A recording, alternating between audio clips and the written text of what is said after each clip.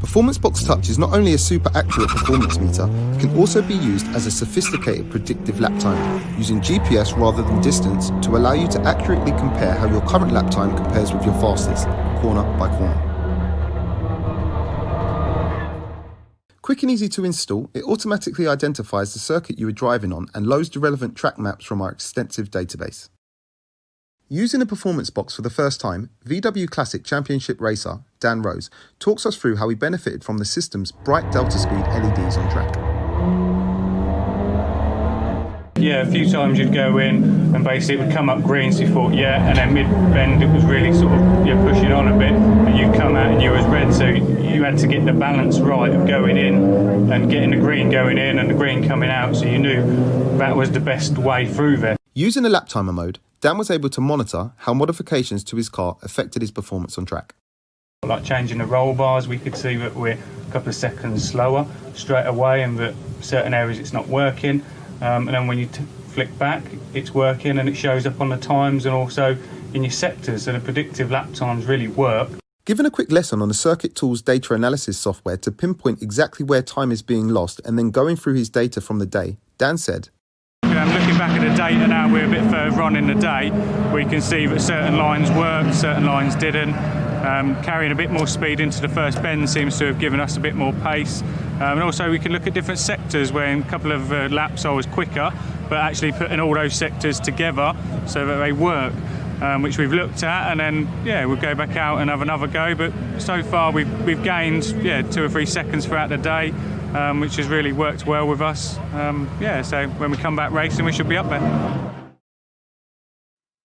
Hi, Chris Dawes here. I've stepped away from the commentary box for a change and I'm in front of the camera because this time I'm talking about my business, Open Doors Training. Founded by myself as a project of passion because I felt so lucky that I get paid to do the things I do now. Commentating, hosting awards, voiceover artist, TV, radio, podcasts, live shows, you name it, all of those things are an absolute privilege. Especially when I came from someone who was paralysed by fear when I had to present at university and when I first went into business after graduating. But thankfully, I got accused of making IT entertaining when I was in my sales and marketing role. I know, not that easy, but I'm proud of that one. And that's what really was the trigger, enabled me to carry on with all the different things I do now. I want to now help others open doors that they may not yet know exist. And you never will know exist unless you put yourself in a position where you can be heard, whether that's in business, in public sector, in sport, All of it is the same. If you're silent, no one will know you exist and how good you are at things.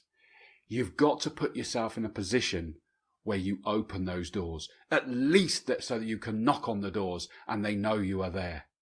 So that is what we do here at Open Doors Training. It's not about creating blueprints of presenters or media darlings or whatever it may be. It's about unlocking you. Instead of being the contained version of you, we want to get 110% of you. You probably exaggerate it by 10%. I'm sure I'm not like this when I'm at home on the sofa. The wife would kill me.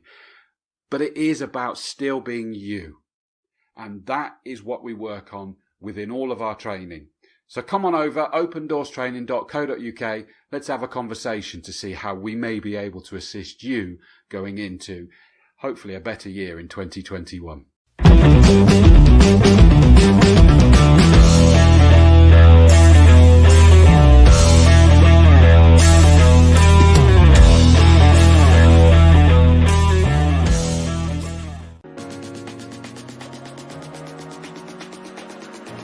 So my name's Tom Ingram. I'm competing in the British Touring Car Championship with Team Toyota GB. So the BTCC is one of the toughest championships around. There's so many quick drivers.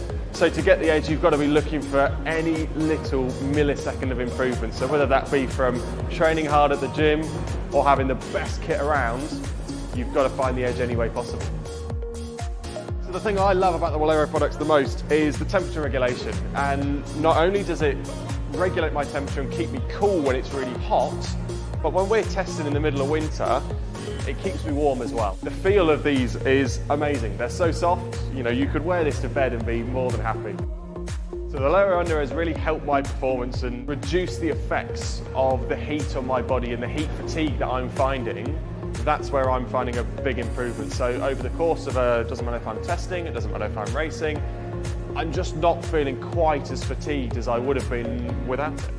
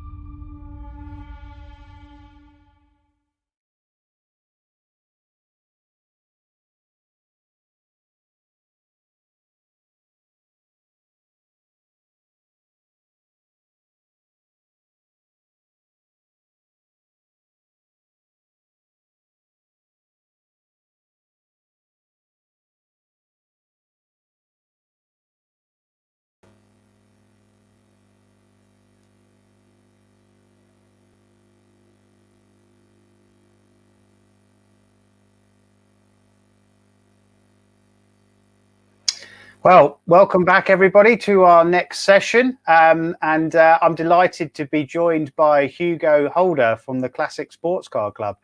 Hi, Hugo. How are you doing? Very well. Good afternoon. Good. Good to see you. I just quickly ask a first question, kind of leading on from that. So why are you called the Classic Sports Car Club? Well, when we first started back in 2004, it was 16 years ago now, we only had one lot of people who were racing. We were all racing classic sports cars. So it seemed a very sort of obvious thing to call it the Classic Sports Car Club.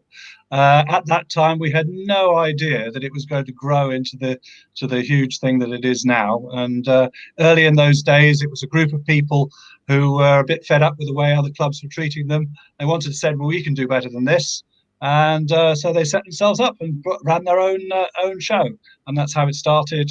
And that's why it's Classic Sports Car Club. Bit of a misnomer, as you probably know now. For those who don't, we run now cars for any age, up from the 60s right up to the present day. So we do our tagline, which is motorsport for cars of all ages. Good stuff. Well, let's have a look at all those cars. We've actually got a short promo video to show from your race at Donington earlier this year. Okay. Let's take a ride. Let's take it. Just think about it, you want it. Fall in love, you love it. You can control it. You make me feel something much stronger, something that I may never forget. I just want this to be longer, longer, yeah, longer. Where you are, where you are, where you go, where you go. I promise I will be there.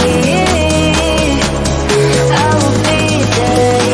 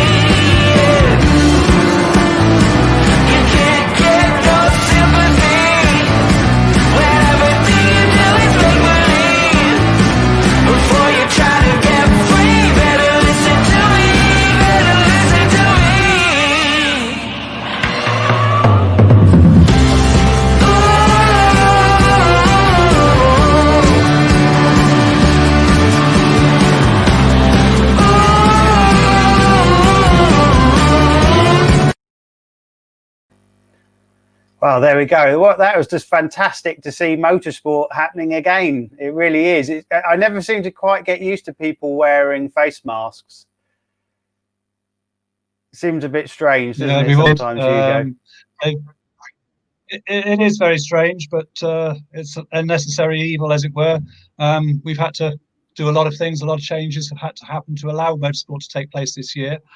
We've been very lucky in that, you know, our members and the people who race with us understand that, and they realise that without those measures, you won't be able to race. So everyone's, to be honest, I think everyone's got quite used to it now, and they're very glad to be out racing again. Well, this is it. Well, let's talk about some of those races.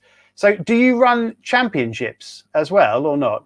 No, we've always stayed away from championships. We've the sort of racing that we do, it's the longer races. People generally who come and race with us don't necessarily want to do an entire season. We're very lucky and we're able to get hold of some fantastic circuits throughout the country and abroad. And a lot of people just want to dip in and dip out. They may do 2 or 3 races a year. That's all that they can afford.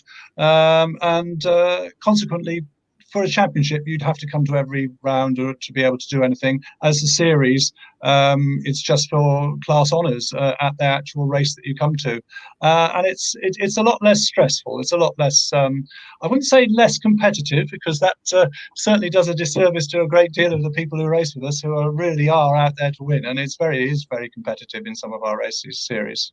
Well, I know that firsthand, because I've participated in a few, so I know that it certainly is tough competition.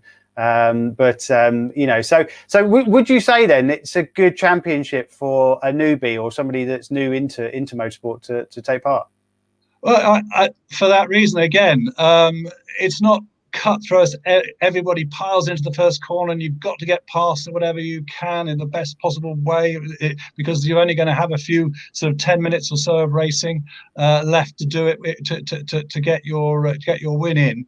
For novices, because most of our race series now are all 2-driver races, and we have a lot of novices who don't necessarily start on their own. They're fathers and daughters who come along, and they want to have a go as they get to the age of 16 or whatever. They can now join the club and come racing with us, and we have a lot of people who do that, and it gives the chance for the person who owns the car, maybe the father, to get his racing fix in, and then allow to their offspring or whoever it happens to be, whether it's a friend or something like that, to go out and enjoy the racing as well. And it's very much a social thing. A lot of families come to do it. They all help at the pit stop, and yeah, it's a great place. The other thing, of course, is driving standards. We're very hot on driving standards. Some people go out in championship expect to have all 4 corners damaged and to be footing right damage at the end of each race meeting. Most of the people who race with us haven't got that sort of the money or the facilities or the know-how to deal with that sort of thing, and they just can't afford to have their precious pride and joy being damaged. So we have a very robust set of rules and regulations. On the first point, obviously, the first point of call is the Motorsport UK clerks of the courses, who give out any punishment there. But we as a club reserve the right, and we very much do, if, say, video comes to light at a later stage, or as more information comes to light at a later stage, we're able to deal with that. And we do, and we have a very switched on committee, nearly everyone of whom races, so they know what should and shouldn't be done, and consequently that makes it a very good and uncombative arena for those people who are starting out as novices to go out there and cut their teeth and learn the racecraft. Once they've done their ARDS test, of course, they're not a racing driver. They need to learn that racecraft, get the seat time in, and with the longer races and the swapping between 2 drivers, that gives them a great deal of seat time. So I'd say yes, as a novice, it's you could argue it's an ideal place to come along to learn. Yeah, no, it certainly sounds like it. Well, we saw in that video earlier, the variety of cars was huge. So how would somebody know whether or not that their car would be eligible? Well, we are pretty well. We have eligibility. We can accept pretty well any car now from the 1960s. So we will find a place for you. There's somewhere where it can go. It may be restricted on tyres. It may be restricted on a bit of aero or something like that. But we can find somewhere for you. The only two types of cars that we don't cater for are single seaters and sports races. So as long as you've got another car, we have a home for you. Great stuff. So if you've got the car that works, and we can obviously bring it along, how do the races work then? Are they long races, short races? How does that all work? Well, as I said before, we generally run longer races. They're normally nearly all 40-minute races with a compulsory pit stop, which gives, you don't have to do it two people. You can do it one and just sit in the car at the moment while the COVID rules are there, and you have a 40 minutes race. So we have the Special Saloons and Mod Sports, which are running on, they run 15-minute races. And then we also have the Open Race series, which also runs with 20-minute races. Now, for someone who's, as you were talking about earlier, a novice who's looking for signatures and needs to get their Six-Figure license, it's the second race. Anyone can enter it as a standalone race if their car's not eligible for anything else. But anyone who's already entered in the race meeting can enter that race for a substantial discount. So it's a great way of getting an extra race in and getting another signature on your license at a race meeting. Okay, good stuff. Well, if anyone's got any questions they would like to ask Hugo, then feel free to put them onto the Motorsport Days Facebook page, and then we're going to keep an eye on that. But let's have a quick look at the round you had at Thruxton. We've got a short highlight reel for that one as well. Right.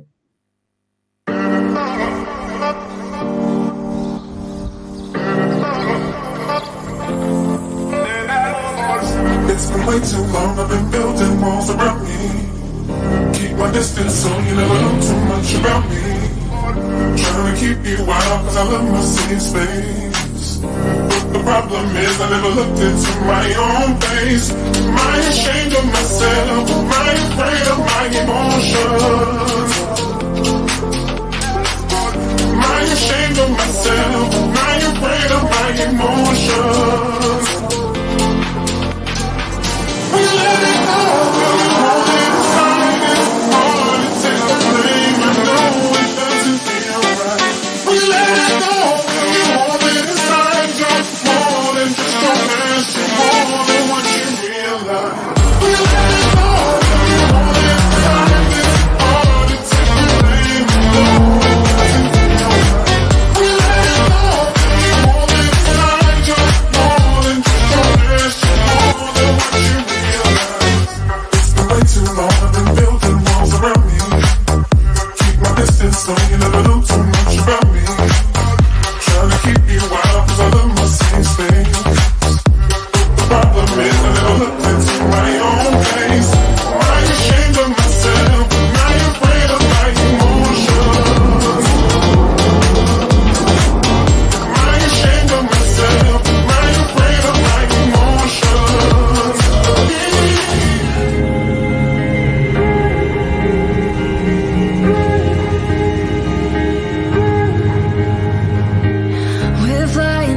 A jet stream, see it in your eyes that you feed me. Never wanna come down to the ground. Setting sparks to fires when you're with me, and I realize what it all means when our hearts beat loud to the beat. There's a song in my head, wanna play it again. Soundtrack to the best days we ever had. You're the one on my heart, erasing all my scars. Oh, I love you so bad.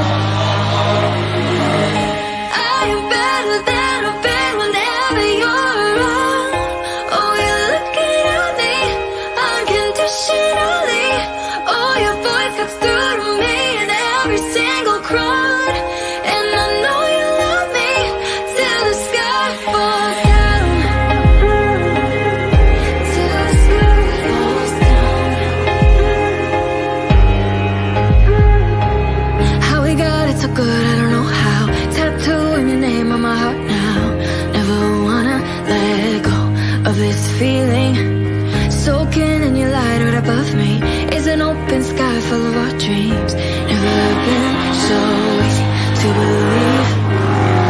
There's a song in my head, wanna play it again. Soundtrack to the best days that we ever had. You're the one on my heart, erasing all my scars. So I love you so bad. I am better than I've been whenever you're around. Oh, you're looking at me unconditionally. Oh, your voice comes through to me in every single crowd. And I know you love me till the sky falls down. Till the sky falls down. Till the sky falls down. Till the sky falls down.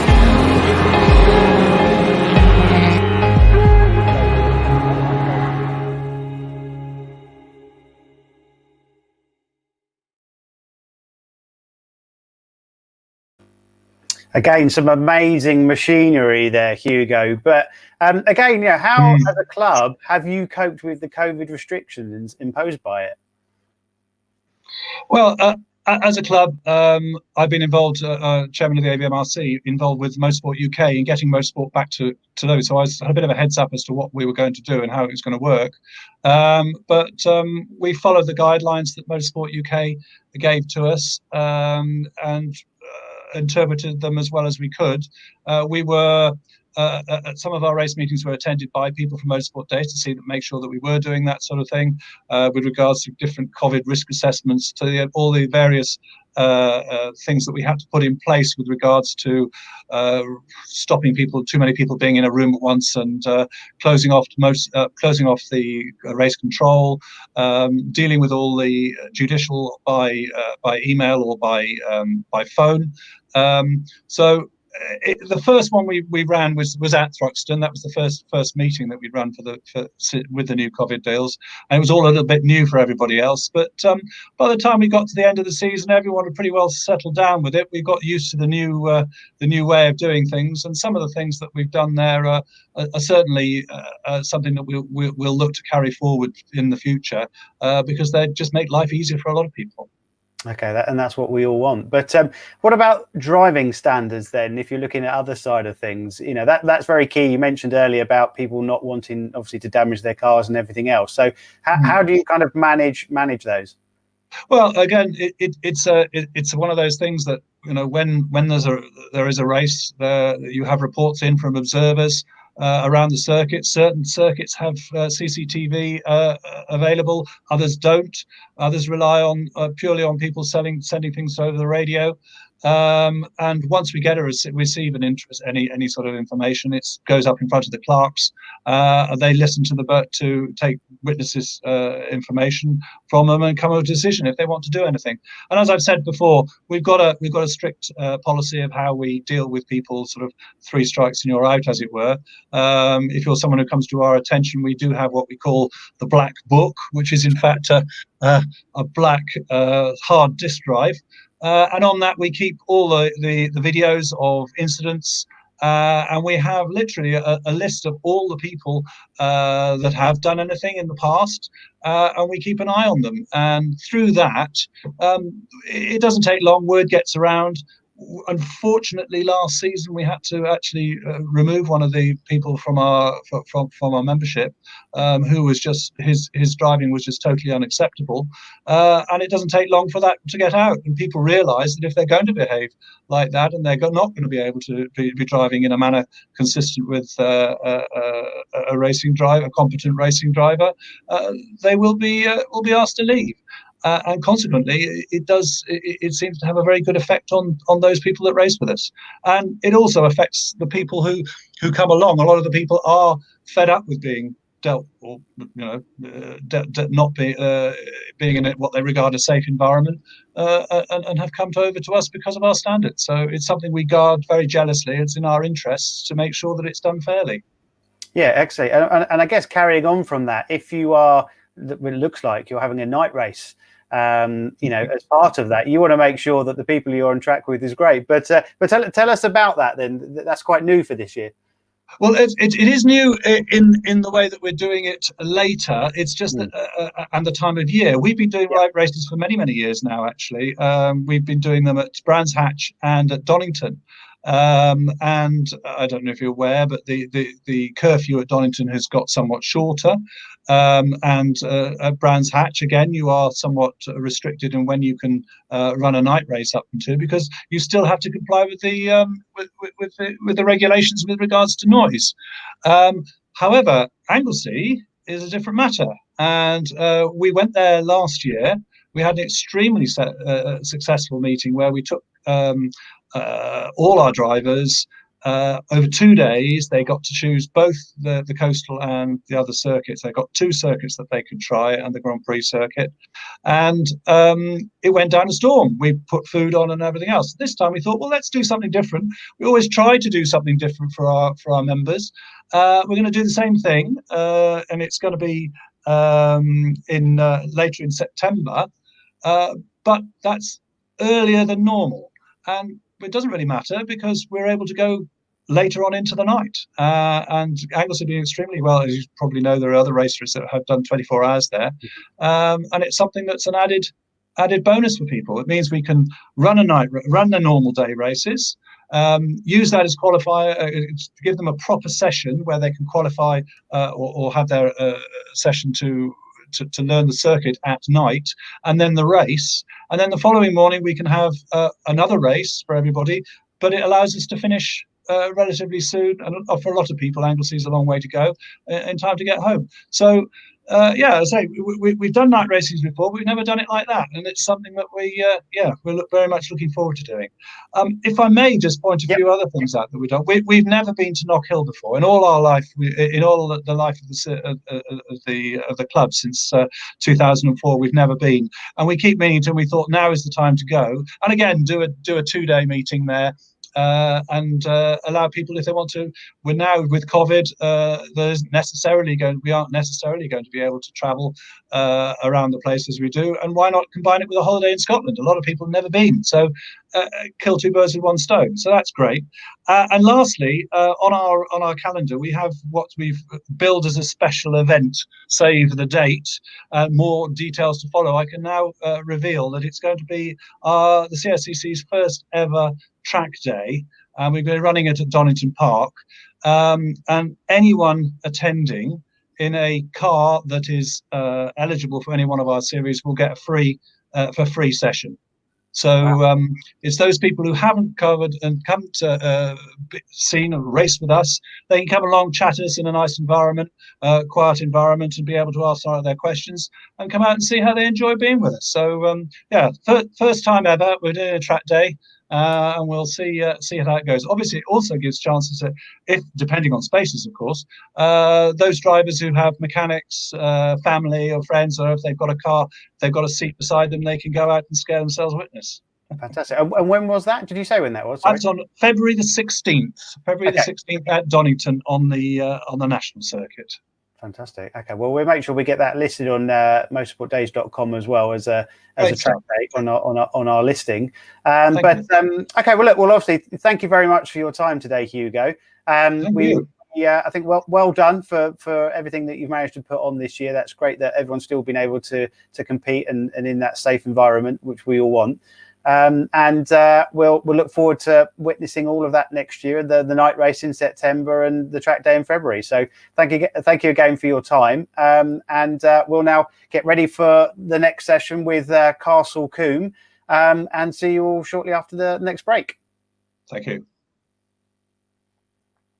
Hi, Chris Dawes here. I've stepped away from the commentary box for a change, and I'm in front of the camera because this time I'm talking about my business, Open Doors Training.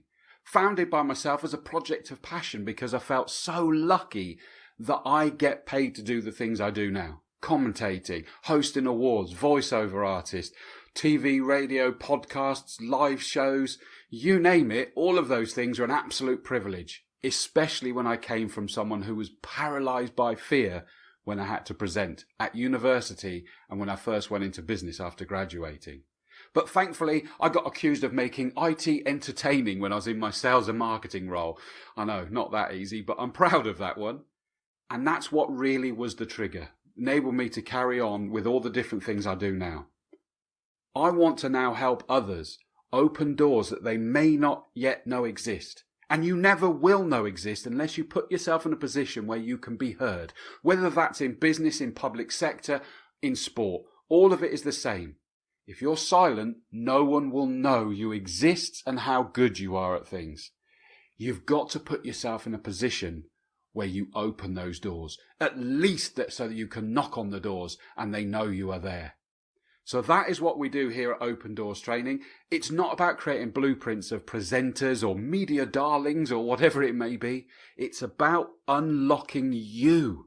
Instead of being the contained version of you, we want to get 110% of you. You probably exaggerate it by 10%. I'm sure I'm not like this when I'm at home on the sofa. The wife would kill me. But it is about still being you. And that is what we work on within all of our training. So come on over, opendoorstraining.co.uk. Let's have a conversation to see how we may be able to assist you going into, hopefully, a better year in 2021.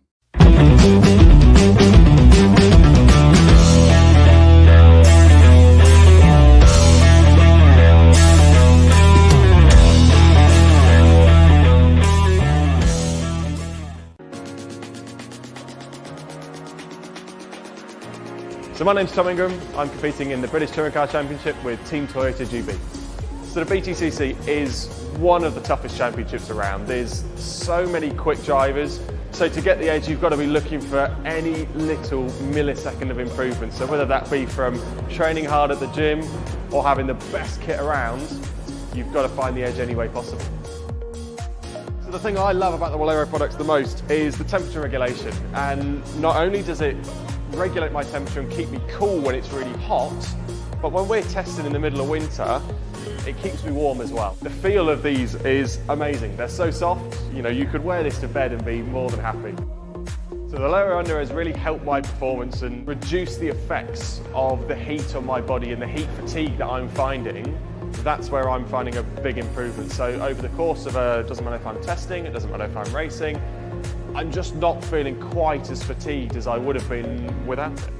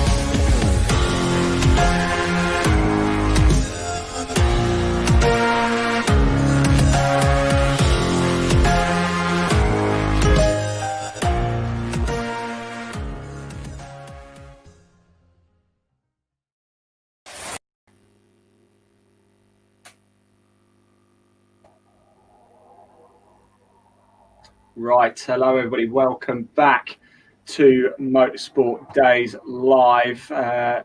We are getting ready for a very special next session. It's been a cracking day, hasn't it? And there was a bit of a clue in the advert break as to what's coming up next. Ben, who have we got on now?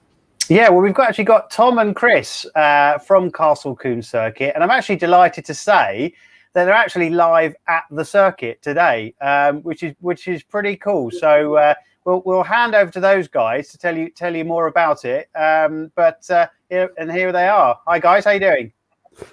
Greetings. Hello, good, thanks. Yeah, here we go. Look, the sun is shining.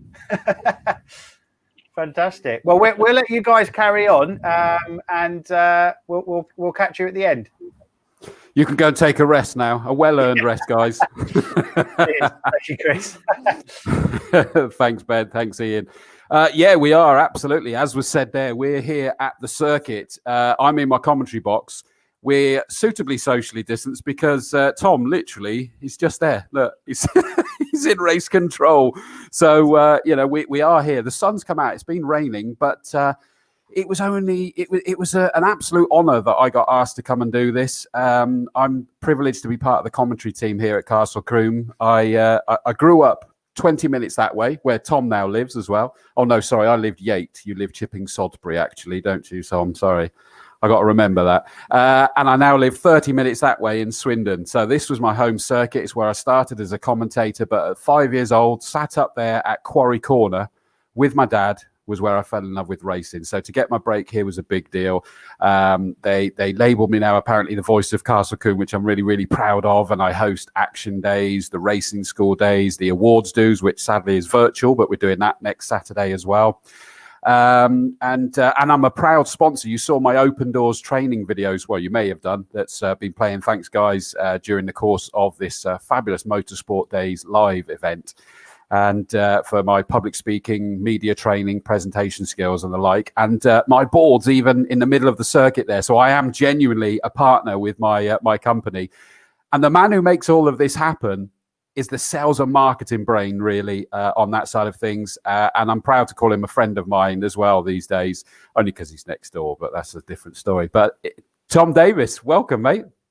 Hi, Chris. Thank you very much for the introduction. Thank you. And welcome, everybody. Hopefully you're safe and well watching us. Apologies, you can't quite, it is because obviously we've got a bit of glass there, but hopefully you get the effect. We actually are at the circuit today. And hopefully you can see, for those of you who haven't been here, hopefully you've seen our advertising video as well. Yes, absolutely. I love that with the showing the circuit, giving us that feel for being back here. I mean, we managed to get half a year's worth of racing, but it's life, Jim, but not as we know it. What's the year been like, Tom? Yeah, it's been a struggle. It's been really tough, I think, for everyone, not just as financially, but as Chris, mentally, for everyone as well. And we are lucky. I said Hugo. We just watched Hugo on before, and we were really lucky. We hosted some of our own racing, and also obviously we also managed to host Hugo and the Classic Sports Car Club as well, which was great. But it has been difficult, but it's opened other opportunities up for us as well. We started our Coombe TV up on Facebook during the start of the first lockdown, and that's been a real success for us. And I think that the testament on that one was that drivers wanted to keep in contact with us, and also the marshals, the hundreds and hundreds of marshals that we have here, they really enjoyed that, and it was a really good outlet for them to keep in contact with us. And I think, also, we've had to cut our cost accordingly, like a lot of other businesses, and resilience is a big thing that we've obviously learned this year as well. Yeah, absolutely. And it really is adapt, isn't it? I mean, obviously, the sad thing is we haven't been able to have, certainly for a big chunk, we weren't able to have the Coombe faithful here watching. Then we managed to get some in towards the tail end, but it was managed. It was adults only. We had to separate, as all the other circuits have had to do, of paddock and spectators up at some parts of the circuit, which is why say it's live, Jim, but not as we know it. And of course, we put on a live stream, which was a lot of hard work by Kevin, who did a wonderful job with the cameras. It wasn't about being a TV stream, but it was about trying to bring, so that people could see it, whether it's seeing their family members or just seeing the cars go around this circuit, because traditionally we always get big crowds here at Castle Coombe. Yeah, you're right, Chris. And I think that has been difficult. And there's a lot of nervousness from people as well, with going out. But we were very lucky that the events that we did run, we did have some crowd towards the tail end of the year. And hopefully, when things, like I said, with the new vaccine and everything else. But I think, we don't want to keep, we've got to move on, haven't we, from COVID? And we'll deal with that hand as we get to it. But we're very lucky that we've got the support from the community, from all of our fans, yourself, everyone who works here, the marshals, all the core team. So, like I said, I think we wouldn't have got this far if it hadn't been for everyone's hard work. Yeah, fingers crossed. Let's hope 2021 is very different. Many people know that also one of the things that's unique about Castle Coombe is, as well as having, like you say, Classic Sports Car Club, all of the different clubs or championships from their clubs come and race here and make up the race weekends. But what's unique here is we have our own championships and series. We have the Saloon Car Championship, the Formula Fords, the GTs, and the Hot Hatch Series, which has just had bumper grids this year as well. I'm proud to say that I'm actually a board member of the racing club. When they came and asked me to do that, you don't turn down your boy head club, do you, in reality? But what makes these championships year on year on year? I mean, you're talking, what was it, 70 years for the circuit. Yeah. 50 years for 45 for the GTs. 45 for the GTs, sorry. And 25 for the saloons. I mean, it's just, and the Formula Ford celebrated a big one last year. Yeah, 50 years of that last year. So, and always, it's good grids. What makes it so popular, and why would someone want to come and race here? I think the biggest thing here is the cost effectiveness of running at one venue. That suits a lot of people. Also, the proximity as well. We do get a lot of people that live within probably sort of hour and a half, 2 hours. If you imagine, if you live in Exeter, Plymouth, places like that, then that can be. We are the first circuit effectively that you'll hit, and then obviously South Wales is a big draw for people, and sort of Gloucester and just touching on the Midlands and across to London. So I think the good thing is here is you can set a budget. You've got the one venue. Most of our races are on a Saturday. We do the odd weekend as well, or a bank holiday Monday, and I think people quite like the idea. They turn up, they can race, they can go home, and they have a free day the next day. And you're not sort of schlacking up the motorway to a lot of other places across. Works for some people. Like I said, a lot of people do just like that being here. I think also, we are known being extremely friendly and helpful. I think the guys who race in each of those series you mentioned all help each other out. So either it be new or old, and we've got people here who have been racing for 25, 30, 40 years. And there is no, I always think with our grids, I think Hugo was saying earlier as well, but we rarely do we have issues with attitudes or anything like that. So I think that's a big draw as well. But Castle Coombe, it's in a lot of people's hearts here. We are very traditional. The way, hopefully, you can just make it out through the window if you've not been here. But it is a beautiful setting as well. I think a lot of people do like that. And it's a really brave circuit, you know. As from spectators, we love seeing it. The drivers really feel a sense of achievement, and I think there's got to be something said for the fact that, you know, we're talking a maximum of sort of 10 race events during the course of a year for you in that championship, possibly more. I mean, obviously it was less this year, so it means that you can commit to this championship and still choose to go and race elsewhere as well. Absolutely, yeah, absolutely. Because we do get a lot of people who do that. You say who do that. There are people who just race here, and there are people, like you say, who travel across the country and slip in. So the GTs is a good example of that. You know, where we've got people, Lucky Caro, you know, with his 488, the Ferrari 488. You know, he goes and races in lots and lots of other series with that, and then comes here as well in between. So I think there are people, they do that, like I said, in a lot of the other series as well, but that's a good example of that. And obviously the Formula Fords, you know, they've got the national series as well. So there is a lot of that. But I think as you said, the crowds here normally are really good. You know, the crowds are very, very strong here. The atmosphere, you know, you do have, as you know, the hardcore people who come here, and they support the drivers. I think that's a huge thing as well. The support here, they actually do. They engage with them. They listen to them. They know who they are, and that's a huge part of it as well, which you might not get if you're just travelling to another circuit. But actually, here you're part of that family. It really is, and if I speak for me, growing up as being on the spectator bank, you know, I'm privileged that I've been here now 9 years as part of the commentary team, but that means there was a lot more years than I'll admit where I was therefore up on the spectator bank, and it was like you know, a belonging, and you had your favorite cars, you had your favorite drivers, and you were able to come down to the paddock and see, and you would cheer them on. And I think the drivers themselves feel that and know that they've got fans, they've got supporters out there that are rooting for them, and it adds something because of therefore that familiarity and soap opera during the course of the year. Yeah, definitely. No, without a doubt, Chris. I think that's, like you said, that's a big part of it, isn't it? It's and you know, you said, and that's been the big thing this year with the paddock being closed off, is because we've always been known for our accessibility. And like you said, and the drivers, you know, I've had friends come up and they've let kids sit in the cars, talk to them. You know, I think that's just a huge part of it. Agreed. So if someone watching is thinking about getting into racing, what can Coombe offer? So at the moment, we run ARDS courses throughout the year. We've actually got a special offer at the moment. So that's $399. If you haven't got your Go Motorsport pack, we actually can sell that to you. And you can do your ARDS course as well here. Special offer in January. I think it's the 28th. It's a Thursday.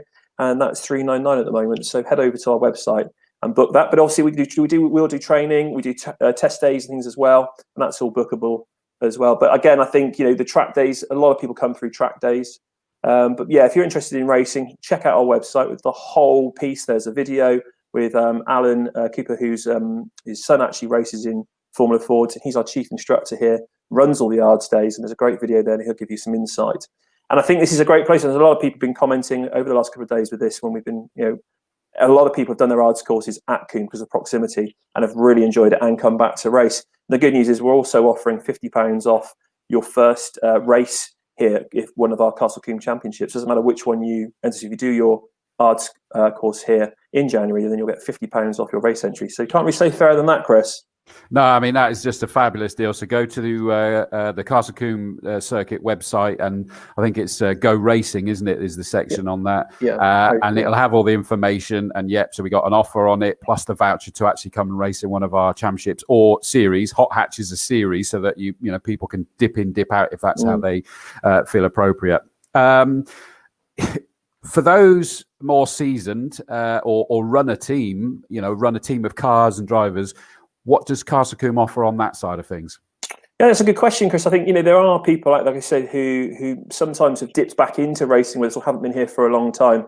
And I think, you know, we don't have garages, and the runoff, you know, some people have an opinion about that, and we could probably discuss that another day. But I think, you know, actually what we have got here is the flexibility and the ease. You know, we're very easy to get to, very easy to work with. You know, there's a small team here, so it's always going to be the same people you're going to be dealing with. And I think, you know, we can do like I said, testing, private track hire. It's all doable here. People go on about the noise limits, but that's quite a historic thing that has moved on in the last few years. I think as cars have developed, you know, we do have certain days for certain noise testing. So that's kind of moved on. But actually, you know, if you were a team and you were thinking that you were trying to say to a new driver, why not come here? Actually, why not come here? We can set the costs. We can set, we know where you're going to be. The dates are there. And it's a really I would say it's a good journey for a new driver. And I think, like you said, touch upon the hot hatch, the amount of people we've had start with that has been brilliant. But like you said, this year we had the Low Dempsey team, very well known Formula 4 team, who have come back to Castle Combe because they wanted to get a couple of American drivers and they wanted to give them the familiarity of a very different circuit from where they've been racing in other places, especially in America. And that's a true testament of what we can offer here. Absolutely, because it's not just about what you can offer to the drivers. There's also a lot that you can do in terms of with commercial organisations, not just around the area, but globally. I mean, I look at the website, and you've got some incredible sponsors that you work with. Global VP Fuels, which has been a fabulous partnership this year. Thoroughly enjoyed working with those guys. Samco Hoses that we've worked with for a couple of years. UK-based EBC Brakes. Avon Tyres, of course. We've got the famous Avon Tyres bridge over there. Yeah. And even smaller businesses like Open Doors Training as well. I mean, what can you offer businesses on that front? And are you still looking for more?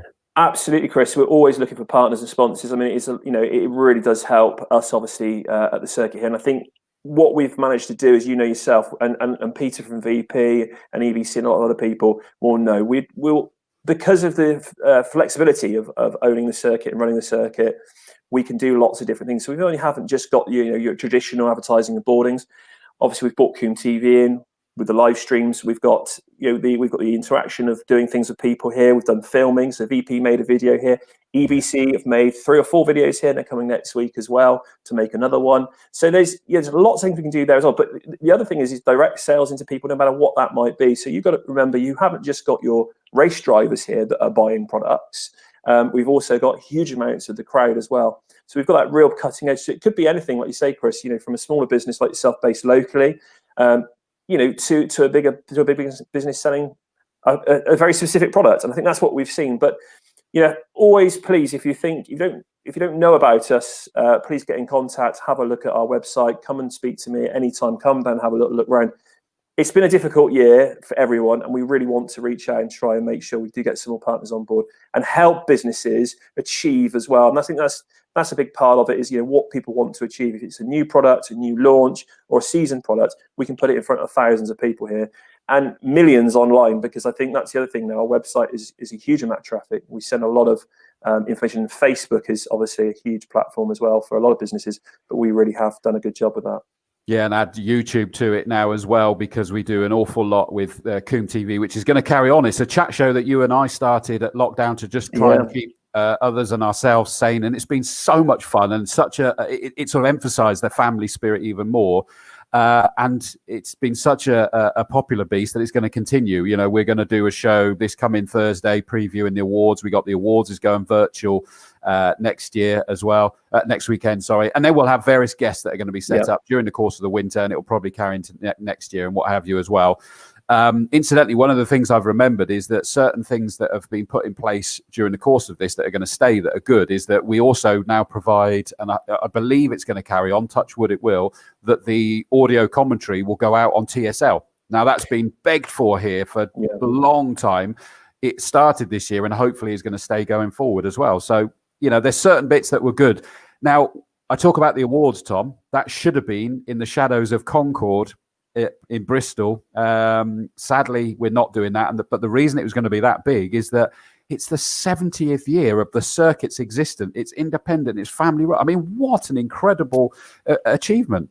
I know, Chris, you must have been a very small boy when you first came here 70 years ago. Yeah. I mean, unbelievable. It really is.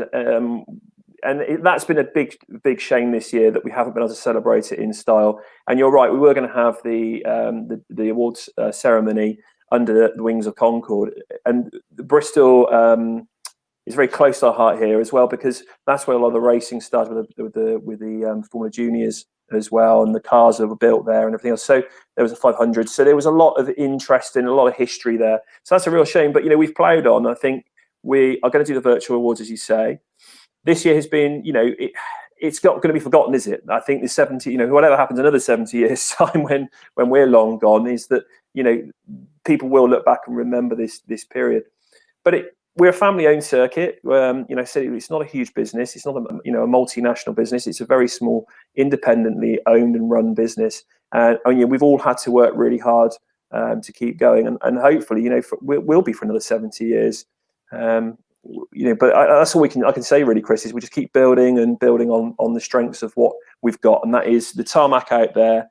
And I think the fact that we are so close knit as a community, and we offer some great racing. 100%, and that vibe extends above and beyond the drivers, above and beyond the spectators. There's other ways that you can get involved. There's volunteer roles, there's marshals roles, of course. I mean, the Mighty Orange Army have been not just a godsend in general, as we know. I'm always making a big thank you for their work. Here at Castle Combe, Richard Beard had a very weird task that he didn't enjoy, that was actually saying, I'm sorry, we can't have you. They had a maximum number, and that was being oversubscribed, which is incredible. And they were a major part of the TV shows. They're very, very involved, such a family. And so therefore, it's a great place to come and get going with that as well. Yeah, it is, Chris. Yeah, a lot of people, I think, they've covered this off on a few things, that people want to get involved in motorsport, and this becoming a marshal and getting involved is a fantastic when we've seen marshals go all the way through here into our race control, where I'm stood now, and then go on to the BTCC and beyond. And I think that's the perfect opportunity with it. You can get to meet drivers, you can actually get, to see a lot of the action and be involved, and you get a high quality training. So they're a huge part of what we do. And if anyone's ever looking at this and thinking they'd like to know more about marshalling, again, please head over to the Castle Combe Racing Club website, or our website's got a link on that as well, or contact anyone, Richard Beard or anyone in the club. But they are hugely important to us, and I think a lot of the drivers respect that, and a lot of people realise that we couldn't do it without them. They are the first point of contact for a lot of people, and I have unfortunately, I've seen the same as you, Chris, some very nasty incidents, and they are on it straight away. And we have had people come and find us at Autosport Show a couple of years ago. A gentleman here had a very nasty accident, and he came and he wanted to personally thank the people that had helped him out of the car, and our medical team. So I think it's a huge important part of what we do. Absolutely, motorsport needs its volunteers. I can't say that enough. It really does. And I mean, you touched on another area. We got the medical teams have been amazing, especially in what has been a huge challenge to make it safe for everybody with the COVID issues, let alone the race in itself. The recovery crews, the maintenance crews, rebuilding the circuit when people are having their crazy moments, whatever it is. Just an incredible team. It's like an army of ants that suddenly descend on where they need to be sent to, and it's amazing. We've, of course, got Wiltshire College here, part of this here, which offers some wonderful qualifications within the motorsport. So wiltshire.ac.uk. Go and have a look at that, because there's other ways you can get involved in motorsport there. I mean, Tom, we could keep talking for hours and hours. The reality is the best bet is for them to go to both the Castle Combe Circuit.co.uk and ccracingclub.co.uk. Yeah, absolutely. That's the best thing to do, isn't it? Go on our website, and hopefully people have supported. I think supported Motorsport Days. I hope, and really understand how difficult it is for a lot of businesses at the moment. And I think what Ben and the guys have done has been fantastic, and yourself, Chris, and everyone coming together on this. So please, keep on supporting businesses, small businesses. Do what you can as well. And that's it, Chris. All I can say is we are launching all our dates. Our race dates are out at the moment. You can find those, but with a couple of changes. But all our dates for all our events and track days will be going out very shortly. We are selling gift vouchers and all that kind of stuff. So please, it is a sales ploy from me as well. Please head along and over and have a look. But in the meantime as well, check out next weekend is our virtual awards night. So that'd be really good if you've never raced at Combe and you wonder what we keep talking about this camaraderie and all this friendliness. Come and have a watch of that, and I really think that would probably sway you to potentially come and race with us next year. Well, it'd just be me drunk on gin hosting the show, wouldn't it, from my bedroom in the Tux top half and the Undercrackers bottom half. That's going to be what the awards is going to be. And on that note, as they say. Thanks, Tom. Thank you, mate. Thanks you very much, and well done to everybody at Motorsport Days. Yeah, thanks. Take care.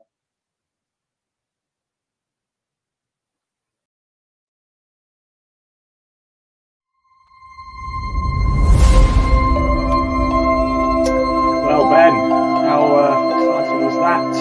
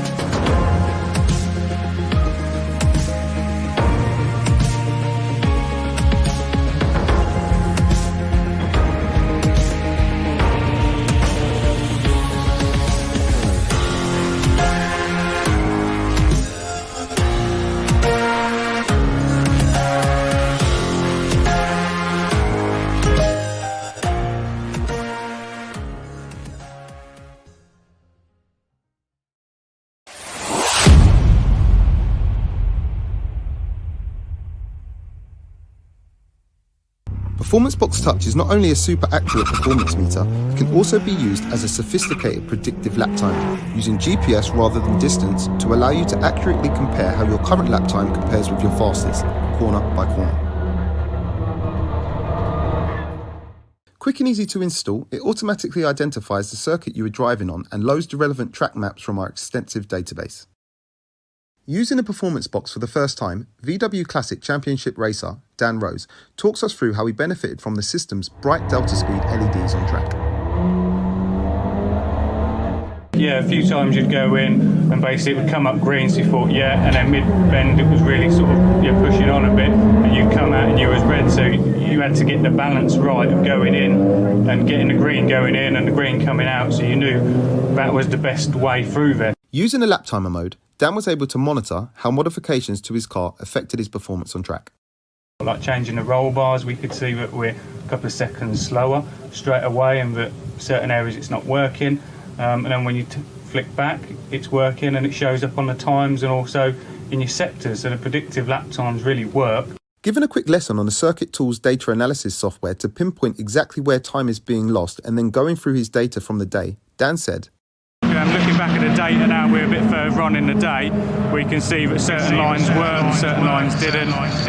Carrying a bit more speed into the first bend seems to have given us a bit more pace. And also we can look at different sectors where in a couple of laps I was quicker, but actually putting all those sectors together so that they work, which we've looked at, and then we'll go back out and have another go. But so far we've gained 2 or 3 seconds throughout the day, which has really worked well with us.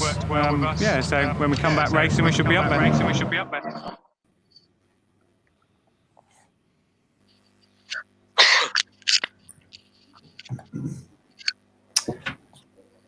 Right, well, hello everybody. Back, Ben. Final session of the day. I know. Who's with us? I know. It's it's pretty exciting. We left the best till last, as it were. So I'm really excited to have everybody here. So we're joined by the HRX team. So that's Callum McDougall. We've got Ago Albagino, and we've got Michael Crease as well, the touring car driver, or Creasy, whatever you prefer. That's some trophy there, isn't it, by the way. Look at that. Look at that. Yeah. That's pretty big. We'll come back. We'll come back to that in a minute. That bit of the elephant in the room till then. But I guess Ago, we'll kick off with you. You're a racer yourself, so you've raced for many years. Tell us about what you've been up to. Is that Ago? Yeah, Okay. sorry, yeah. No, I think I'm the oldest in the group. So I started very, very young and early to race in Italy. I live in an area where we don't have racetrack, so I started with the rally. But after a few years, I went in Renault Cup, and then I continue all my life to race for, as I can say, for fun. I was even if when I was quite old, I was involved in Fan Cup. In the latest 2007, I won the Italian Championship, and then I won the GT. I was the first to bring the Ginetta GT4 in Italy, and in 2010 I won the championship. Because I was knowing Lawrence very well, because I spent many times to work on the car. I supply many items in that period, not with HRX, but where I was working in that time. I did, I don't know, 10 times 24 hours of Fan Cup, and I enjoy with endurance, and so I enjoy myself. And luckily, I have no more time now, but I think we are spending, all of us, we are spending very well our time to grow with HRX is, as I can say, our challenge, our daily challenge, and we like this. I'm very happy that, as I can say, I did in my life something that is very connected to my passion. So from the 20s, when I was not the 20s, when I was 20 years old, I was always involved in motorsport. So I think I was, and I'm very lucky. Yeah, definitely. So what made you start HRX, and where did that all come from? We are live or not? Yes, yeah, we're live. Yep. Okay. Yes, there is a meaning. That doesn't matter how, as I can say, if people likes or not, but there is a meaning, and this, I think, is a very important thing. As I was telling before, when I was I started to race when I was young, but I have like a break for 10 years. I was dedicated to the business, and then when I was back in '96, I tried to create like a team, or like we call Scuderia in Italy, but it's a place that connected a lot of drivers doing different type of racing, but it's like a place where different people involved in motorsport can find, and we can help each other to make races and grow. And so I tried to find something that was giving a reason to my comeback, and to maybe the comeback of other people. And I called the team Happy Racer. But in Italy sound very well, in Italian sound very well. If you see, so Hamilton, when wins anyway, say I'm happy. So the meaning was coming from that reason. And the very beginning was the meaning was I'm very happy to come back to race, and at the end I was we are very happy to come back to win. So this is the reason of where the name HRX is stand for. HR and the X. The X, I had a customer in France that was doing the car with special prototype, and the company was Xtreme, starting with X, and I put together, and as I can say, was sounding well, and I decided to go on in this way. So I was remembering my time before on racing, and the X means the future. Could be extreme, could be exciting, could be everything that is very connected to motorsport, but much more with the life that we are doing, because I feel HRX a company and a daily activity that is very close to a racing team, to the driver activity, because every day we following the races, you are always moving very fast. So we live an exciting, let me say, for what I can say, exciting to develop, exciting to live days like today, that we are all together, people involved in motorsport, with Michael that won the trophy. And so, this is the meaning of HRX. Yeah, definitely. Well, appreciate let us ning on that. And Callum, over to you, because you're the HRX UK representative, so a lot of people will be familiar with you. Probably more so seeing you pretty much dominate in the Enduro KA Championship. So tell us, you're a racer yourself. Well, I like to think I am. I dominating. I'm not sure that's quite the word. We had a good year last year. We got away with something like 5 of the 7 events that we entered. We've had a slightly harder year of it this year. The competition's definitely stepped up. But yeah, I enjoy throwing a car around a race circuit, and I have been known to be a little competitive at times. I can imagine. Well, look, tell us about the custom builder. I mean, we've run our competition, which we'll go through shortly, which I'm sure everyone was eager to know to see if they won the suit. But talk us through the custom builder and how that can help drivers find their next race suit. Great, yeah. So as Ago's told you, so obviously he started HRX a number of years ago, and he's done a fantastic job of dominating the international endurance racing scene market, and with a lot of professional drivers all over the world.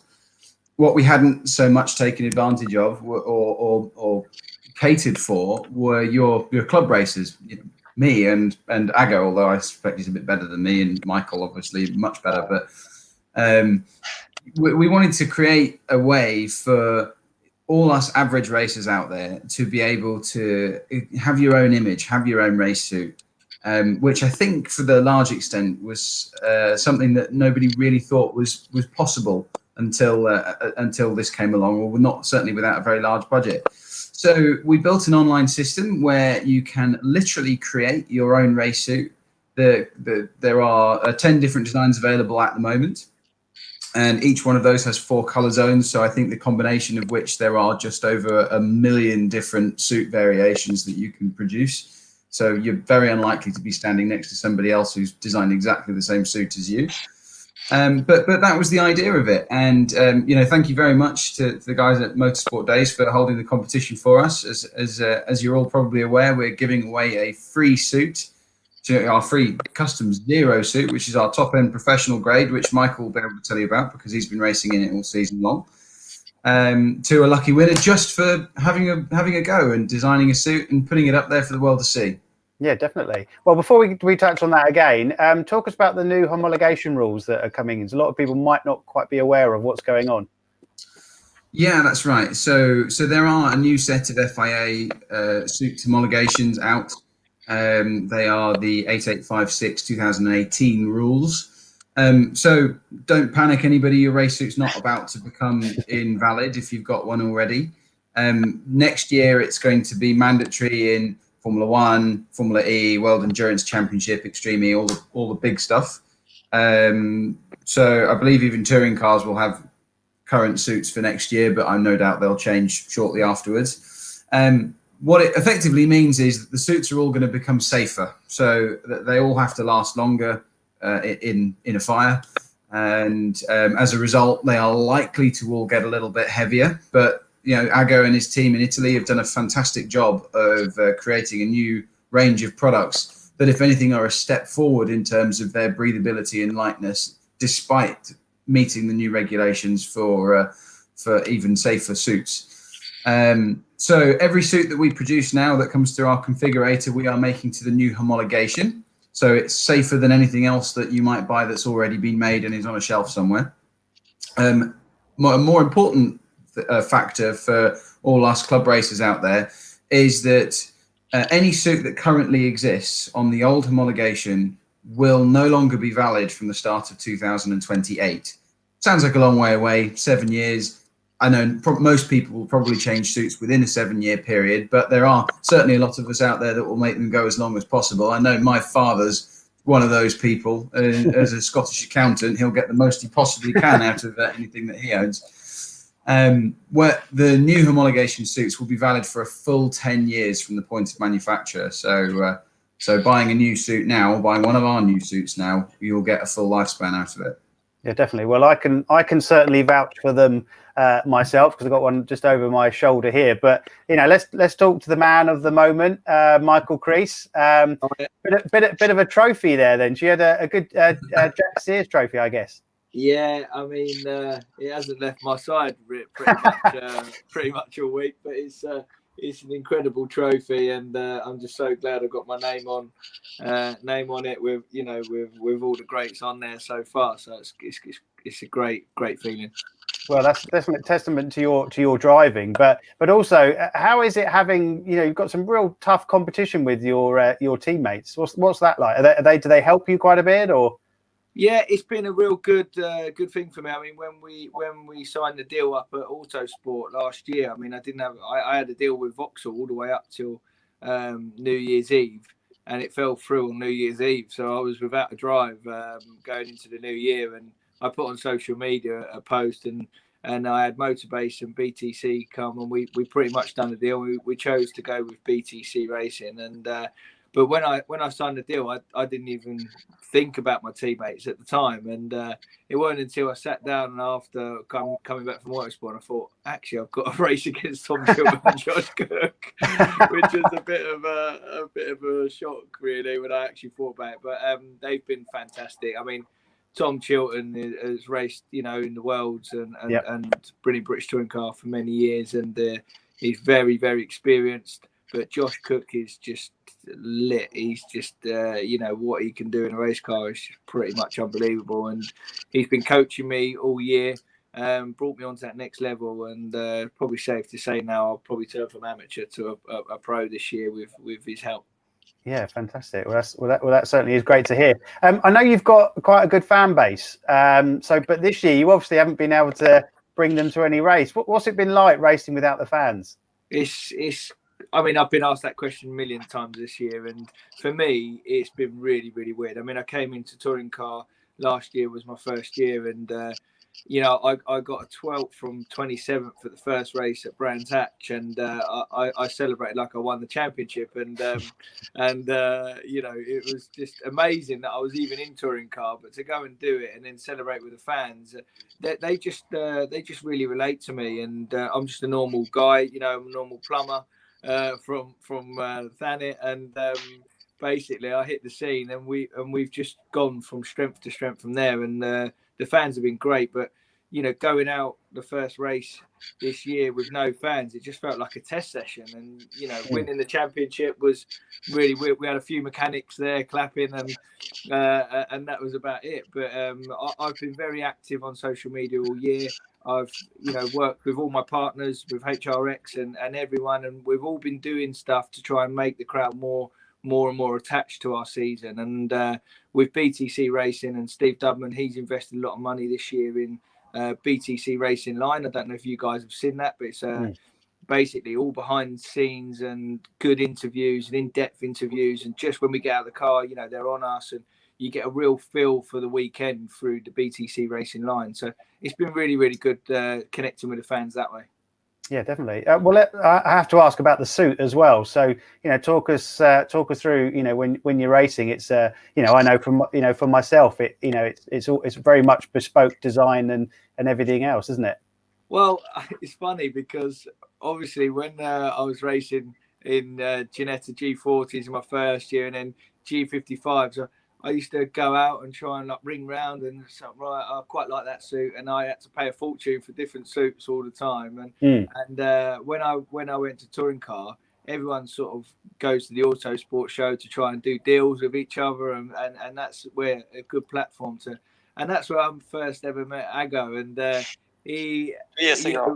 me and him just clicked. Soon as we started speaking, he loved my personality. Obviously, I just won the Ginetta GT4, which Ago has a very special place in his heart as well with Ginetta, and me and him just hit it off. And he said, "Do you know what? I'm going to put my support into you. I reckon you can do it," and he did, and straight away we went out there. The suit was amazingly, for me, it was the first ever time I've had a suit that's made to measure and fitted, and I sort of went through the process. And then when it turned up, it was amazing, because it's the lightweight. I mean, obviously with us, every kilo matters, and we have to be dead on. Car and driver has to be, and I'm a little bit bigger than Jake Hill, say, or someone like that. Who isn't? And so every kilo matters to us, and it just makes my life a little bit. So, you know, when I first got in a touring car in my old suit when I was testing, I got out and I was hot and I was flustered, and even the underwear was quite heavy and stuff. And then when I put the HRX stuff on, it just felt like I got out. It feels like you've got nothing on, just a normal lightweight t-shirt, and it's really breathable, and it just keeps you so cool and in the car, because them cars get up to, I think, 69 degrees Fahrenheit on the ECU it clocks, so that's about 110 degrees in your oven. Wow. So, you know, at one point this year, you remember back when it was really red hot at Brands and stuff. Yeah. It does get very hot, so it's very important you have a cool, lightweight suit in the car. Fantastic. Well, certainly all good to hear. Well, you're here for another reason as well, to choose the winner of our competition. So we've managed to pick 4 people at random. If we can show the image of the 4 suits that have been chosen, and so Michael, I guess it's over to you to have a look and make a choice of which person do you think has won. Oh, big choice. No pressure. I quite like all of them, really. I mean, yeah, I'm gonna go with Kev, I think, because I know how important it is to have black and white, but the black bits are all in the right bit on that suit, so you know that you can keep that suit for many years purely for the fact that it's not going to get too dirty and stuff. So Kev Straw, I think, is going to be our winner. Well done, Kev. Fantastic news. Well, thank you very much for choosing there. To be honest, it's been some great kit that people have put in there, and also the begging stories and everything else. But, you know, to anyone else that unfortunately didn't get the suit this time, you know, absolutely go and check out HRX, and you know, you can see these guys are professionals, and it's worn by professionals. So thank you very much, guys, for being our guests on the show, and also being part of you know, Motorsport Days live in previous years and everything else. But unless you guys have got anything else to say at all, I just want to touch with Ago for you know, congratulating him on you know, me, Ash Sutton winning the Independence and the drivers title. So HRX have pretty much cleaned up in British Touring Car this year, for sure. Yeah, that's true. What I can say is that we live like we are racing. So we live really all the company, and I think all the atmosphere we have here. We are always, even if this year was not possible to come in England, but we live the races, we live our driver. I'm very happy that Michael, remember when we met at the Autosport show, because was really incredible, no? Yeah. And another thing that no one forgets meeting you. Sorry? No one forgets meeting you, Ago. Never. No, what I can say also is thank to Ben, because I think Ben don't give up. I mean, this is very important, because these 2 days for all our world is very, very important, and to be here anyway instead of what's happening outside or everywhere is very, very important. I think we can take you only, and thank you a lot. It's very, very, we appreciate a lot, really. Thank you. Thank you very much. And also thank you to the My Supercar boys for helping to manage to put it on, because otherwise it would just be a Zoom video for everyone to join into. So this is a bit better. But look, thank you very much for being part of it. We'll let you get on. Sorry, Callum, did you want to say something? Yeah, so just one last thing, and just again, thank you everybody for entering the competition. I can see loads of people have been on the website and playing with it, so that's really great stuff. Keep your eyes open for Black Friday deals, which will be on next Friday. What a legend, eh, Callum? He's a man. Good stuff. All right. Well, thank you very much, guys. Really appreciate it, and wish you all the best next year, Michael, as well, and also the boys HRX. So thanks a lot, guys. Ciao, everybody. Thank you. Guys. Thank you. Cheers. Thank you. Thank you.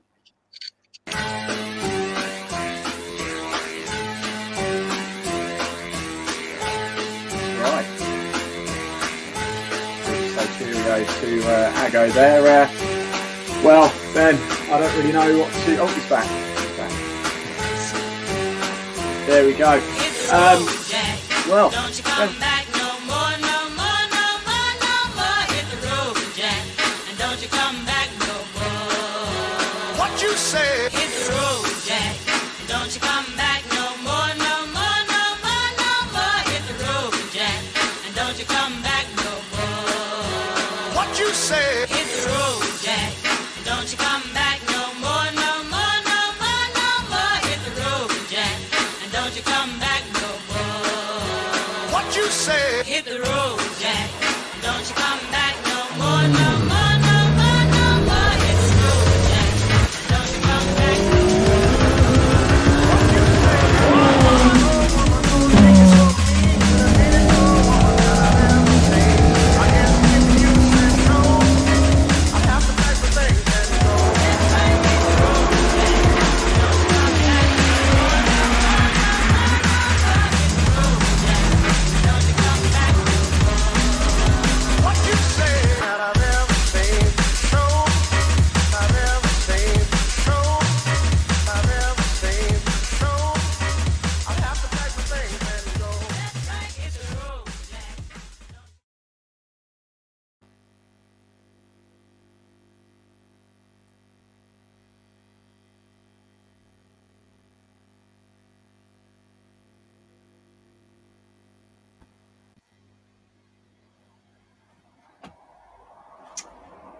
Right, Ben. I think I'm just saying I'll get a little bit emotional actually, because I think that's come to a close, hasn't it? We've actually finished up Motorsport Days Live 2020.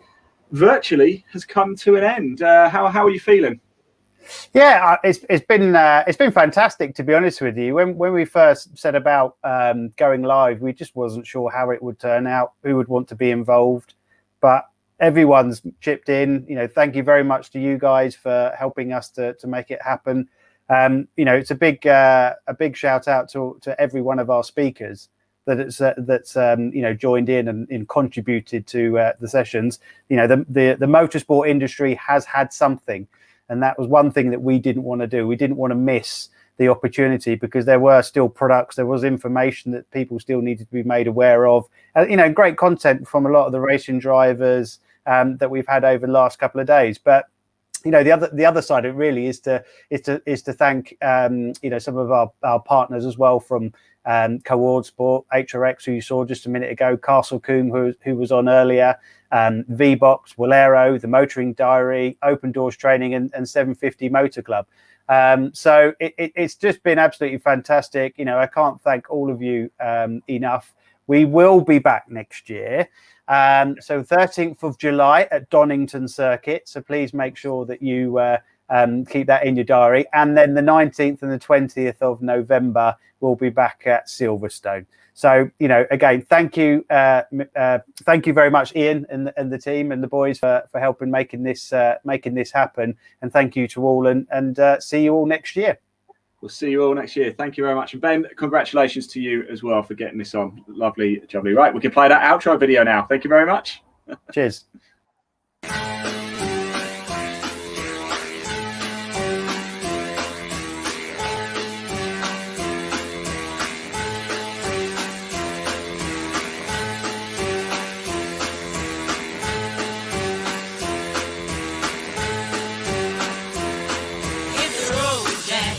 Don't you come back no more, no more, no more, no more. Hit the road, Jack, and don't you come back no more. What you say? Hit the road, Jack, and don't you come back no more, no more, no more, no more. Hit the road, Jack, and don't you come back no more. What you say? Hit the road, Jack, and don't you come back no more, no more, no more, no more. Hit the road, Jack, and don't you come back no more. What you say? Hit the road, Jack, don't you come back.